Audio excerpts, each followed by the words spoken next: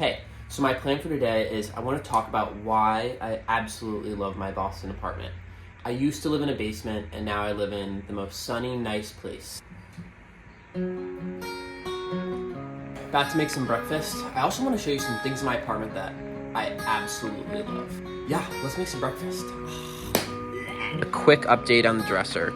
Now that I've had it for about, I think 2 weeks now, I feel like the color on the top has really started to set in. You can see I still did such a bad job sanding it, but I almost feel like that adds character. Also, I put this plant right here, and I can't tell if it's getting enough sunlight. And I've been trying to figure it out. I do see that there is a new leaf on the way, which is good news, and I don't think that was there before I put it there. But one of my issues with this room is that it's so dusty. There's a thin layer of dust that covers everything. Like, even if you look at my hand and then I slide it around, it's covered in dust. I think because I leave the window open and I'm in a city, there's just so much stuff that gets in, and it's really bad. So you might also notice that this plant is new for right there. It actually used to be in the kitchen, and I moved the long stringy plant that used to be right there to on my fridge, which I feel like that kind of looks nice there. And it's also next to my roommate's coffee machine. I do kind of like the way it looks here. I think that it's a nice shape, and I'm just not sure though if it's too much to have this plant and also this plant, because this is kind of the granddad of them. And I love that some of the newer ones are a little bit more green, and then the older ones are a little bit more red, I think.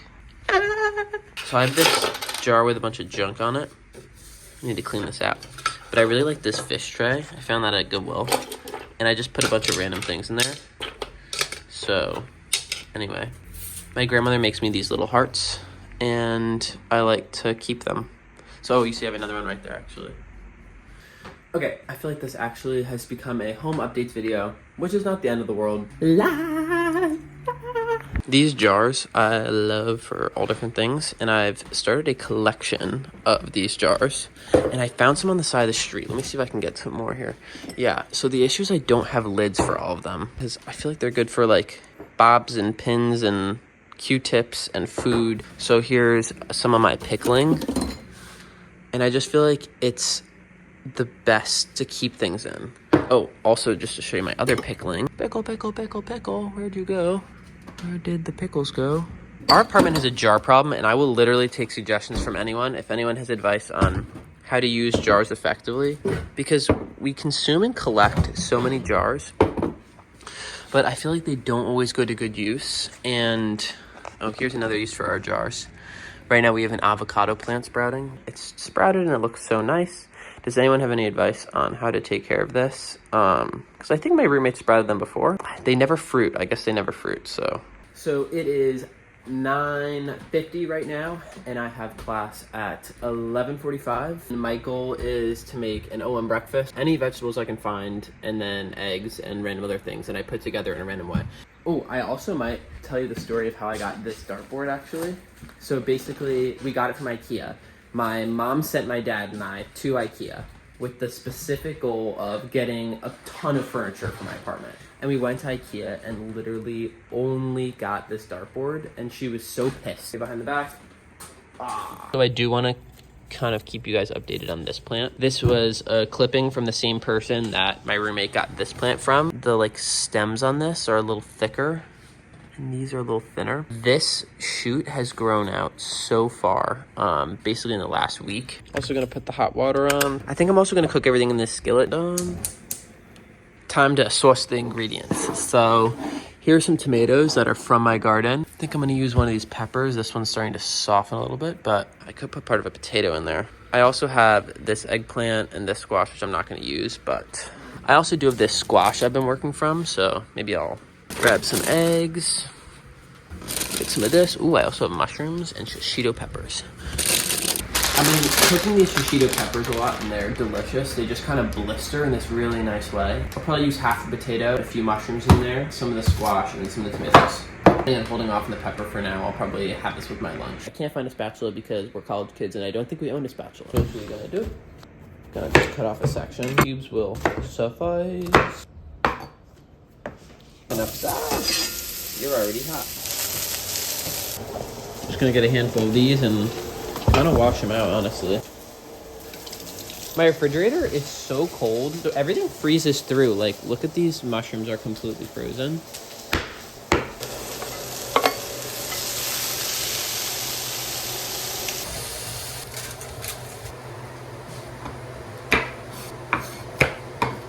I'm also going to assemble my tea. So I'll grab one of these blood orange, apparently. And I've got this cool mug that says nude on it, and it's a sailing mug, and I love sailing. Now what I'll normally do is, if I made a little bit too much, like I think I did here, I'll just save about half of it. It's such a good concoction of stuff. I'm a little worried that it's not non-stick enough for me. That's okay. I'm gonna get some toast and avocado.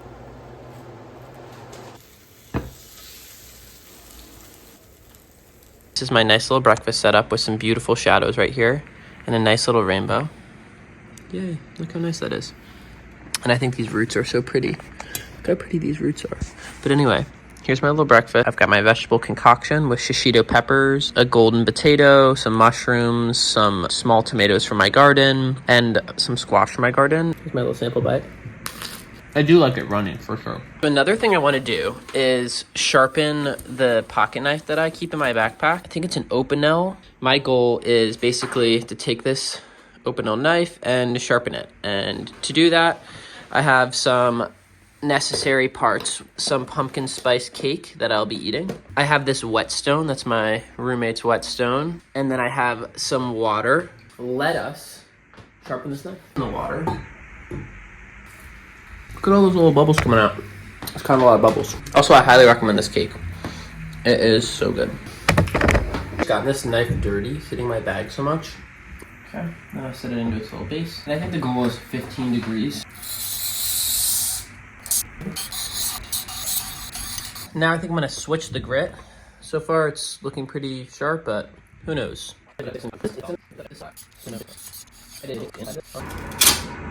Oh, well, I just did a horrible job then. Okay, pretty sharp.